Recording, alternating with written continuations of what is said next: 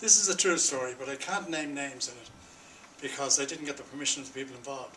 But there was a man who lived in the Midlands of Ireland one time. He had a cousin, a nephew rather, who was in the British diplomatic service during the war years. He was captured by the Japanese at the outside of the war, and he was a prisoner of war.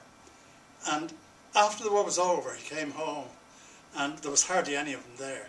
He told us stories about having eaten rats to survive in the prison camp.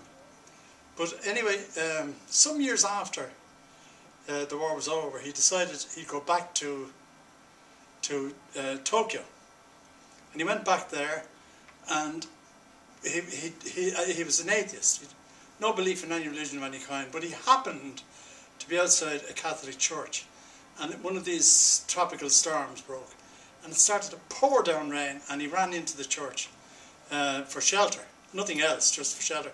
And he sat in the back seat, and he picked up, just for curiosity, there's a prayer book on the seat in front of him, on the ledge in front of the back of the seat in front of him. He picked it up to look at it, opened the flyleaf, and the prayer book had been presented by his uncle to another man from the same village in the Midlands of Ireland who was going away to sea. And this man, apparently, it transpired out, he had gone to Mass when he was in port in Tokyo, and he'd left his prayer book on the seat after Mass.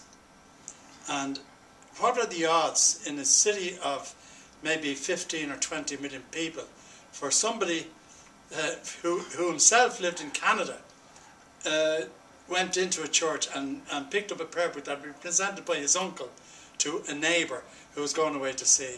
I think that's the most amazing coincidence that I ever heard of. Makes the hair stand on the back of your neck. I don't have any on my head for that to happen.